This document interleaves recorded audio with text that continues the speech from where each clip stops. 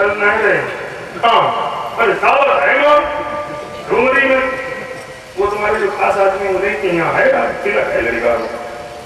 तो बहन ने कहा मैं निमंत्रण दो, हाय तुम्हें नहीं पूछो जब तो बहुत बुरी बात, तुम्हें नहीं पूछो और मालूम ही नहीं सब है मतलब आदत उनकी है खराब, जब बहुत गलत करो तो हमें तो बहुत खराब लगो और तुम कहो तो हम न जाने, लेकिन हमें तो जाना ही पड़े, हमें तो फोन आए रहो कि तुम्हारे दिन बन गई मतलब इतनी बुरी आदत अरे तुम चले जाओ आए हो या चले आए तुम।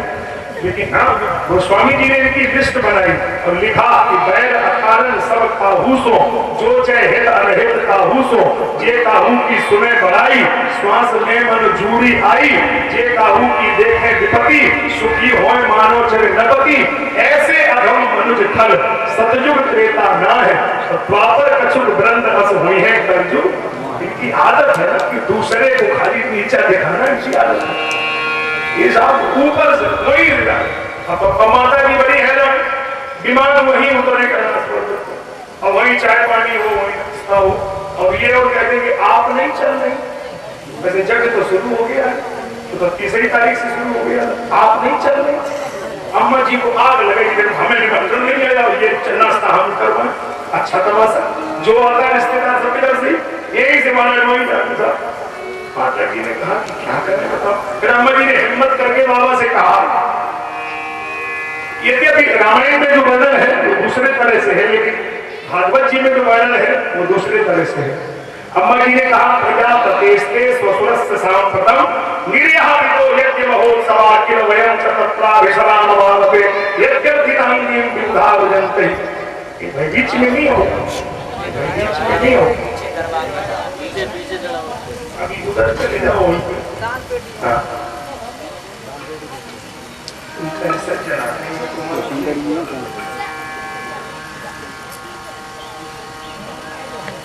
प्रजापतेस्ते स्वसुरस्य सांप्रतम प्रजापति दक्षते स्वसुरस्य सांप्रतम निर्याहितो यज्ञ महोत्सवाकिल। और उसमें अम्मा जी का कहना यह है कि प्रजापति दक्ष तुम्हारे ससुर के घर, शब्द में थोड़ा फर्क पड़ा, यहाँ एक जो माई की भाषा है नारी की भाषा है उसमें ये थोड़ा मिक्सिंग होना चाहिए। सती अम्मा सिखा रही है कि अगर कभी ससुराल पक्ष से पति नाराज हो तो आप कैसे बोलेंगे, ये तो नहीं कहना चाहिए जो फोन है भाई पिताजी कर रहे थे ना, दूसरे से कहो मैं ससुर साहब को फोन है मैं इससे बात करेंगे, मन बदल जाएगा लड़ाई का। लेकिन अम्मा जी ने ये प्रयोग किया, देखो भागवत में आचार्य जी यहाँ बैठे हैं तो वो प्रजापतेस्ते स्वसुरस्य सांप्रतम ते स्वसुरस्य प्रजापति दक्ष तुम्हारे ससुर, इसका मतलब थोड़ा बाबा का मन अच्छा है, बाबा तो आत्मा नाम है। अगर पूछा क्यों ये हो रहा है वयम हम सब, ये नहीं हम अकेली चलिए ये भी नहीं कहा हम लोग चले, बाबा ने कहा कि वो ठीक नहीं है। क्यों? कहा कि देखो यज्ञ जो होता है उसमें 3 बातें होनी चाहिए, दान देव पूजा संगति करेषु यज्ञ। यज्ञ का मतलब ही है जिसमें दान हो, कपड़े का रुपए का बर्तन का नहीं, ये तो ईमानदारी है। कपड़ा रुपया बर्तन का दान इसमें दान नहीं माना गया, ये तो ईमानदारी के दायरे में माना गया। भूखे आदमी को खिलाना, पीड़ित आदमी की मदद करना ये तो ईमानदारी है, इसमें कोई दान नहीं है। असली दान है सुविधा का, सम्मान का, स्नेह का, अहंकार खत्म हो दूसरे को सम्मान दिया जाए, ये दान करना चाहिए। ये कोई बात थोड़ी हुई, क्योंकि ये तो आपकी ईमानदारी में आता है। ईशावास्योपनिषद का पहले ही मंत्र है कि ईशावास्यम इदम सर्वम यदि किंचित् जगत्याम जगत, ईश आवास इदम सर्वम, तो उसमें तो ये अहंकार का विषय नहीं है कि हम दे रहे, अरे भी हमें भी तो कोई दे रहा है, उसमें ये विषय नहीं आएगा। तो दान का मतलब तो सुविधा का दान हो, सम्मान का दान हो, स्नेह का दान हो, अभिमान की जरूरत नहीं है। इसलिए अम्मा जी ने बाबा कहा कि अगर आप कहें तो हम चले। पूछा इसलिए कि बेटी के लिए शास्त्र ने मना किया, बेटी का कन्यादान पिताजी ने कर दिया तो फिर वो पिताजी के घर में रह नहीं सकती। ये बेटियां सुन ले, ये शास्त्र की स्थिति साफ है, फिर वो पिताजी के घर में नहीं रह सकती, पति के घर में रहे। हाँ कभी आ सकती है जब कोई शादी हो, ब्याह हो, कोई काम काज हो तब आवे, लेकिन उसमें भी सर पे अकेली न आवे, पति के साथ, पुत्र के साथ, भाई के साथ आवे और जितने दिन काम काज हो उतना दिन रहे, फिर उसके साथ वापस चली जाए। ये है लड़की के लिए अब लड़की के माँ बाप के लिए भी इशारा है कि जिस घर में लड़की का आपने दान कर दिया है उस घर का जल ग्रहण नहीं करना चाहिए। रोटी तो खाना बहुत दूर की बात, बेटी जिस घर में दी जाती है उसका जल नहीं पीना चाहिए।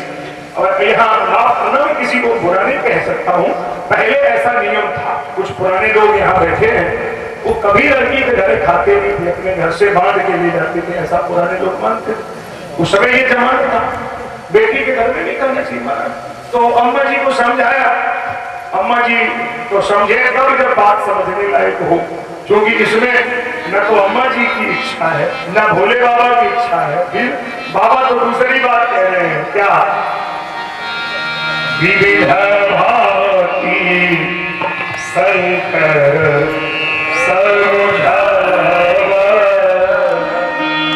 प्रभावी बस न ज्ञान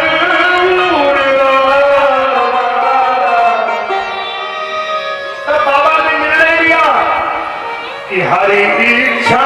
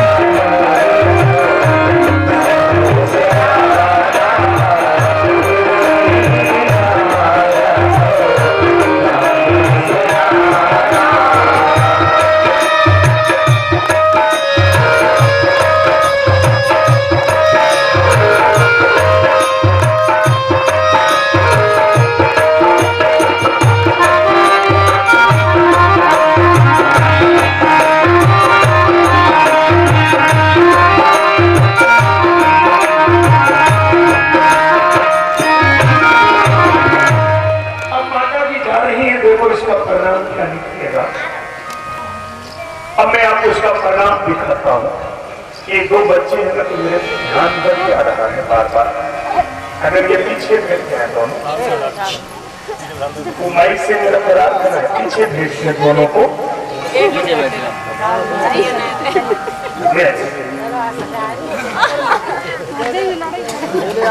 हाँ, थोड़ा सा बैठ जाओ, आप हमारी बात सुने, थोड़ा सा ध्यान से सुने।